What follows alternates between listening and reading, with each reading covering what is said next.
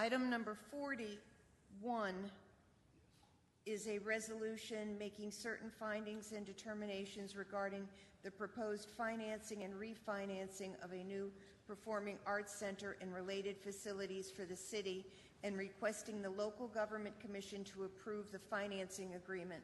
I do have two speakers, Michael Roberto and John Moyle.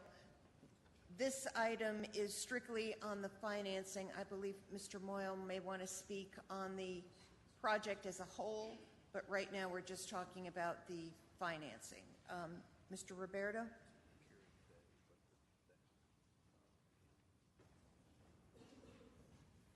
Dr. Michael Roberto, 317 South Chapman Street, District 4. In all honesty, I am a little baffled by this whole thing based on what I read this morning on the internet by Mr. Sykes. Perhaps you read it too. Basically, what he's saying is that the council is being asked to pass a resolution at tonight's meeting authorizing another $3 million for the construction of the Tanger Center for Performing Arts, and another resolution to put the center into hock to procure the funding. Now, I want to go through this, and basically what I want to do is I want to ask you if this is correct, because as you go through his piece, you get down to the point where he says, this resolution also asks council to put the Performing Arts Center up as collateral for the $48 million in limited obligation bonds the city will issue to finance the project. Is this true? Are we about, and I say this because some of us fought this thing from the beginning, because the city was expected to pay for all of it. And from principled opposition, then we got into the public-private partnership. The city was never expected to pay all of it. There was always a private contribution, but please move on. Well, okay. I need to go back and look at this, because I specifically remember $70 million, and I remember Perkins was the mayor, and then Kathy Manning was brought in to sort of spearhead this joint project with private donors through the Community Foundation, so we get to where we are right now. That's not my point, Madam Mayor. I want to know, are we going to make a move here that puts the Performing Arts Center up as collateral, as public money? Mr. Lusk, could you please address that? Sure. Yes, in this type of financing, a limited obligation bond, it's in effect an installment financing agreement. I'm sorry, I can't. You're going too fast. You're sounding like a lawyer. Okay. Please. All right.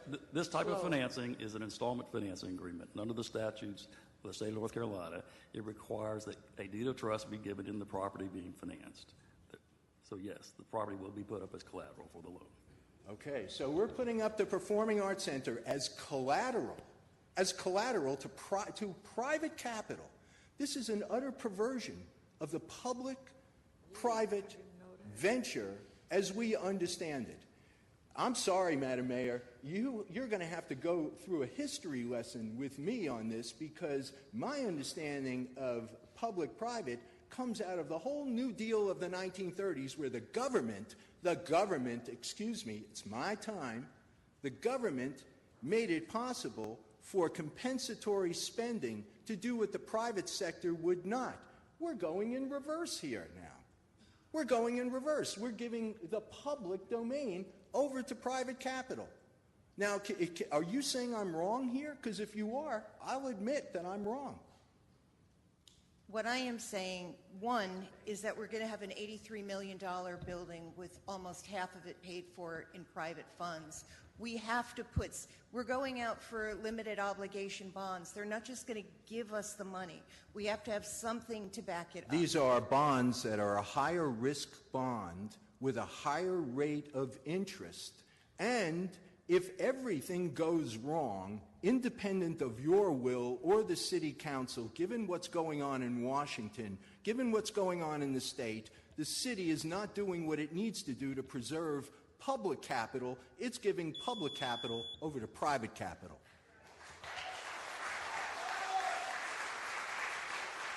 You know, let's have a reasonable discussion about this, Madam Mayor. No, You seem no. incapable of having these kinds of discussions. I'm sorry you feel that way. These discussions have been going on for years. On your terms. I'm sorry. On your Your terms. time is up. Really? So is, Yes. you know what? It's going to be a long night, Madam Mayor. I'll go to my seat. I think,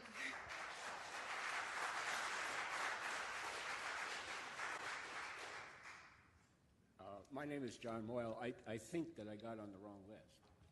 oh, I- did you want to talk about the financing of the building? No, I wanted to talk about the general project for the parking decks. Okay, yes, so you are definitely on the wrong list, but, so, I could talk about the Tanger Center while I'm up here, but so you want to, no, not really. so you want to talk about the parking decks? Which Yes. item numbers, 48, 49, Yep. 51 through 53? Not 41 through 46? No, Okay, thank you. thank you. I believe that the financing on these parking decks are really sound financing. We have worked on this for many, many years. We can always talk worst case scenario, what's going to happen if this happens or that happens, but it would be nice if once we could talk about the best case scenario, or at least a good case scenario. Here we're in an opportunity where we're getting an $80 million plus building. Almost half of it is being paid for by private funds. I'll tell you, I will take that math any day. If somebody wants to come and build half a building with us that is going to be an iconic building that will last for generations. Mr. Roberto, please. Please. Dr. Rivera, please.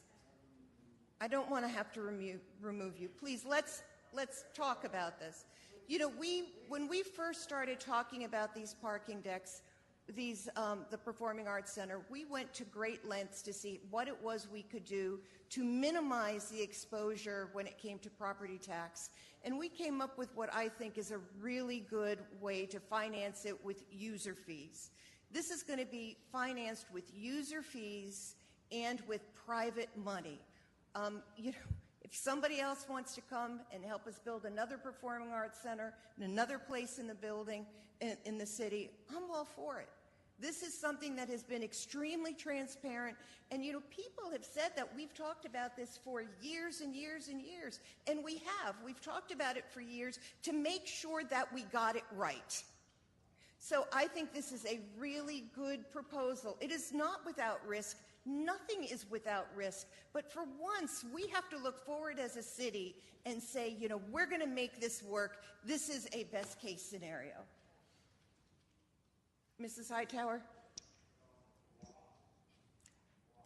Thank you, Madam Mayor. I hear what you're saying.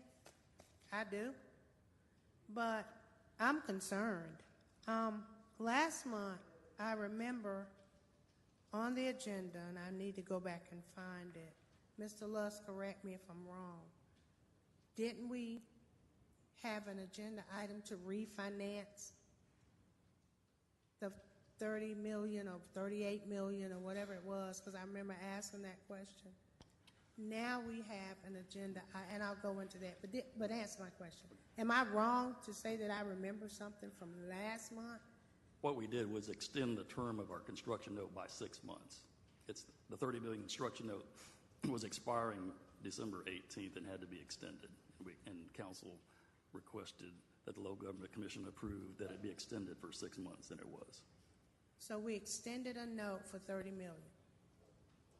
So we haven't paid our 30 million yet. We still owe 30 plus million. Okay.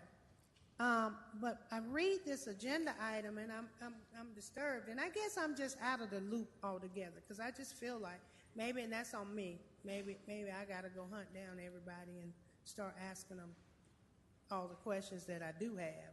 But sometimes I feel like stuff happens and nobody talks about it. And I read the item and it says we were refinancing this item, but we're adding 10 million to the refinancing, which makes us up to 40-some million dollars. Correct? Am I understanding that right? To get the 10 That's million correct. out. Right. So we're actually no longer refinancing 30. We actually, it's almost like don't you need another loan for the 40? So how are you refinancing 30? So this will be the new loan for 40. It refinances the 30 and rolls it into the additional 10 to get to 40. Because I can't refinance my home and add another $10,000 to the loan. They refinance my loan with what I owe, So if you recall, this is a unless short. I'm increasing. Right. We started with a short-term note, and now we are converting that short-term note to long-term financing and adding an additional 10 million to it for the total long-term financing of 40 million for the project. So the long-term financing is a total of 42 million. Well, 42 million is the public funding total, it tells me here. I got this breakdown. But I don't think that private funding is 41.8, and so the public funding is $42.8 million. Okay, so, but one of my other concerns is, and maybe Mayor, somebody can explain this to me. In the first 30 million, you know, we figured out how to get the 30 million. One was hotel, motel tax revenue. It says ticket user fees, but it says / garage parking. Now we get ready to look at 2 decks where you're talking about paying for the decks out of garage parking. How are we paying for this garage? It says garage parking here. The garage parking that we're talking about, the lack of space, is daytime parking. These are typically nighttime events, and I believe that they were calculated at $2 a piece Yes. for nighttime. So we're not adding garage space for the Performing Arts Center. Okay, yeah, and that's probably going to come next. I'm sure they're going to want a parking deck for the Tanger Center. But when we break this down and we start looking at it, so we're talking about nighttime parking, money coming out of the garage at night. Most time we don't charge in the garage, except for at the library. I know the library, the people pay. So, and I know the one on Davie Street sometime, it's been free. So, some of them may do, some of them don't. So, do we have all these pockets of garage parking money? Because that's kind of concerning to me when I saw that.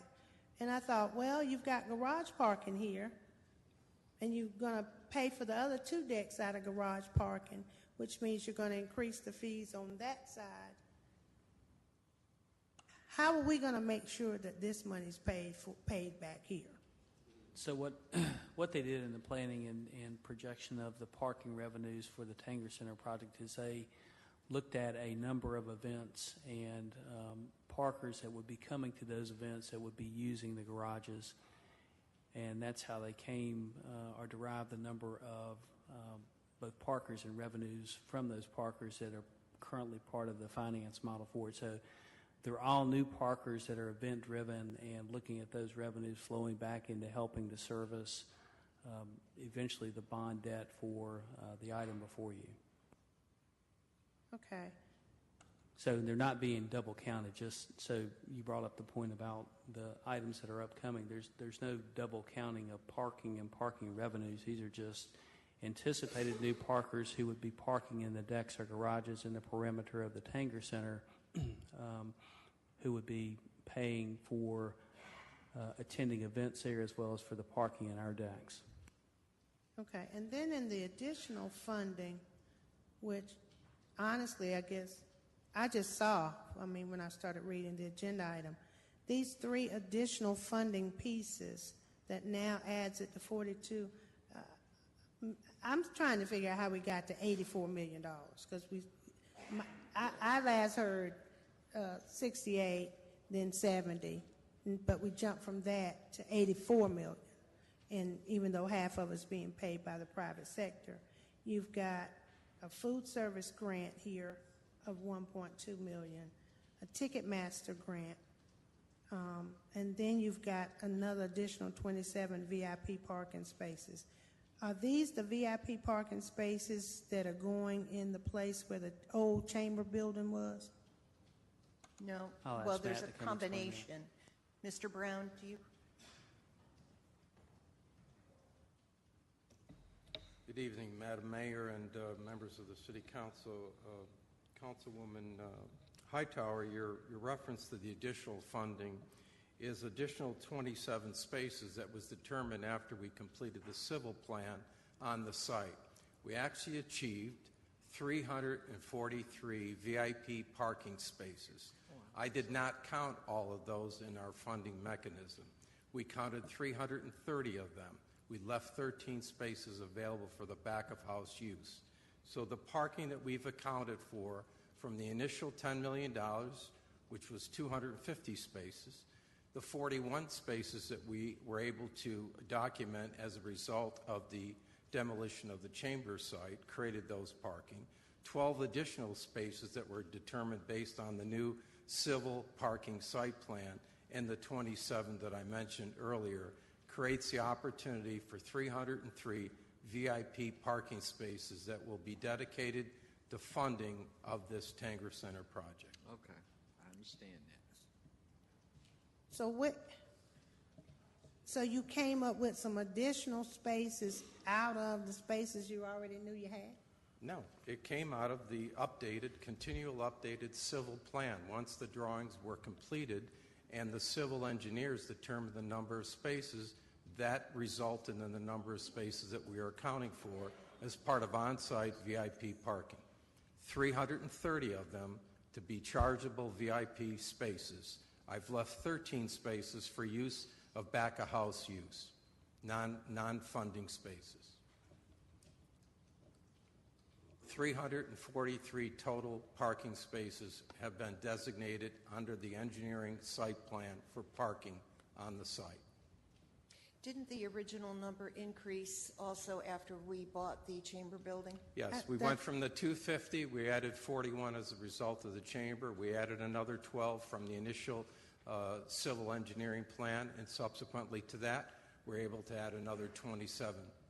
And based on our use of the old War Memorial Auditorium, we know that people will pay for premium parking. Absolutely. It's not a question in my mind that I believe the VIP parking will be sold in advance for all of our events at the Tanger Center.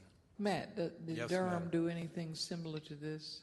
Excuse me, Madam Mayor? I said, did Durham do anything similar to Well, they're this? not as fortunate as we are to have as many on-site parking spaces. They Okay. lease a premium parking space directly in the front lot that's an underdeveloped lot owned by Mr. Goodman.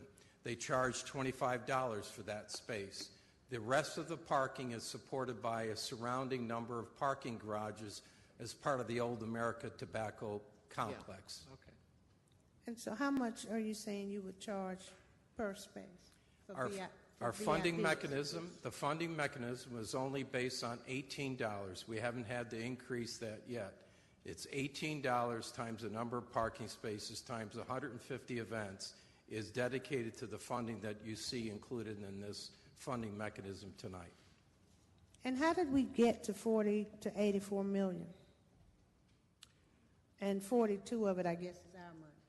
Well, you can see by the additions of all the support money, the original commitment of $30 million from the private sector, from the public sector, which was described as you described, $10 million from the on-site parking, $10 million from the hotel motel tax, and $10 million generated from user tax fee and the incremental parking from the surrounding garages. That's the $30 million plus the $35 million from the private sector was $65 million. Subsequent to that, we came back and sought additional funding from you for an $11 million supplemental funding plan, which we generated by, Mrs. Mary Kay Abenswader challenged us in terms of the private donors. We went back to them. They increased their private donations by $3.5 million. We identified supplemental sources of funding through the user tax fees by raising $1 from 3 to 4, and by repurposing one of those dollars. And that's how we generated the $11 million. Subsequent to that, with the addition of both the 27 new VIP parking spaces for $1 million and the contributions that we were able to negotiate and acquire through Ticketmaster and from Spectra, puts the city non-taxpayer funding to $84,705,000, which will equal our expenses of $84,705,000, non-tax city taxpayer dollar funding. Well, I guess my question is, though, how do we get to 84 million from, because at last that I remember, or last time you updated me, and maybe I haven't been updated in 6 to 8, 9, 10 months, we were at about 68, 70 million. You were keeping construction. You saved the city 1.2 million when you changed from the CMAR to the new bid person, and the construction is under 60. So what jumped us up 20-some million dollars? Well, we've identified all those segments that are listed here below that show the amount of the site, the land acquisitions, the first phase of the project that were, as you recognize, we saved $1 million from the change from Skanska to D.H. Griffin, the owner's specialty equipment, the architectural, all the architectural engineering and design fees, and we've accounted for potential opportunities of supplemental construction contingency that we were benefited by the price that we received in Phase 2 of $57,900 million from Barnhill Construction, which totals $84,705,000, which equals our funding mechanism. So we knew that it was going to equal 84 million? We didn't know that till after the Phase 2 bid, Councilwoman Hightower. And Phase 2 bid just came in, though, what, Friday? Yes, ma'am. Monday? But you already got the money to cover the difference. We had to be prepared for whatever that number is. We had to anticipate that. All right, is this it? As far as you know, is this it? That Yes. You don't plan to go, you've got your designs, you've got everything in? Yes, that we you- believe we've got everything accounted for, and I have a fortunate to be able to have walking into the project about $1.5 million in contingency, which is actually an increase over what we carried throughout the project. You said 1.5 million. So I'm looking at owner supplemental construction contingency is only saying, $1 million is carried into the Phase 2 project cost of $57,900,000, includes $1 million for the owner's contingency. in the actual 57.9 Yes, ma'am. bid. Did they know to build that into Yes, that ma'am. bid? Each party that bid understood what to include in there on their numbers. Their actual construction cost was below that. So they added in what we had identified through our bid specs, what they needed to add in. So the total number is what you see, $57,900,000. Okay. What took you? What really took you over? I guess I'm sorry. I guess I just feel out of the loop. But what really took you over? Is it all the design costs that took you over the actual original 78 million, whatever it was? I think over time we've just developed in terms of trying to meet the design criteria that we needed to have for our community in the state-of-the-art theater, and I think we were able to achieve that each time, and challenged by members of the City Council to go back and find. It's an absolutely historic, unprecedented, extraordinary accomplishment to have all the individuals in this community step up and fund $41.8 million in private contributions is extraordinary in our lifetime to have this, and without that, we wouldn't be here talking. But with that extraordinary commitment and with the creative, challenging funding financing that this council and other councils asked us to create, user fees that will generate $30.8 million is an extraordinary feat. And we have communities across the country calling us and asking us how we're doing this, how we're able to build a performing arts center without the dependence of city taxpayer dollars is an extraordinary feat that all of us should be proud of.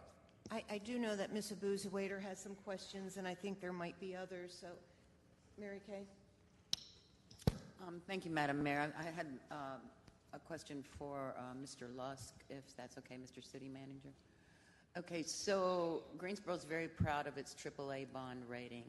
Mr. Lusk, do you see any of this affecting our AAA bond rating? That would be my biggest concern. Not at all. None at all. Thank you.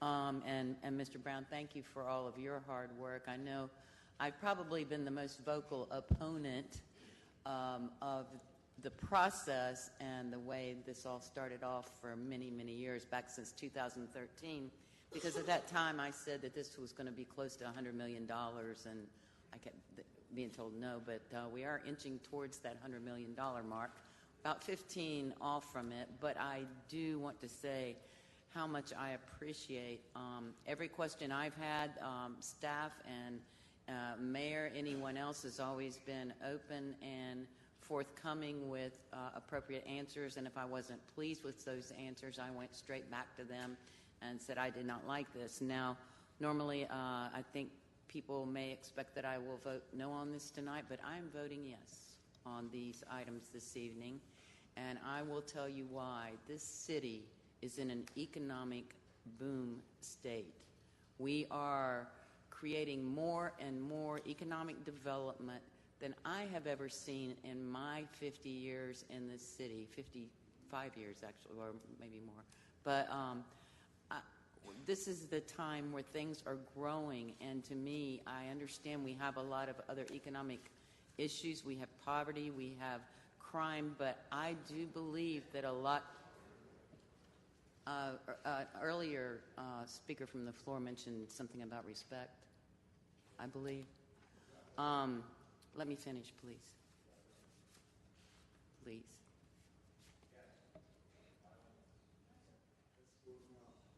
Mrs. Boozawaiter? Thank you, Madam Mayor. And I was going to be short on this, just to say that as many things as we have going right now, I certainly thank you, Matt Brown, and staff, that, you know, this is a very exciting time for Greensboro. And the more we grow, the more other businesses will be looking at us to come here and grow with us. So thank you all. I truly appreciate all the hard work. And thank you for that answer, Mr. Lusk. That was my most important concern in all of this evening. Thank you. Thank you. So we have a motion by Mrs. Hoffman and a second by Mrs. Johnson. Council, please vote.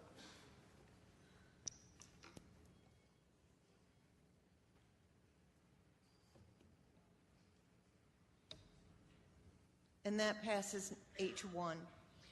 We would normally go to break now, but I want to move through items number 42 through 46. I'm going to read them.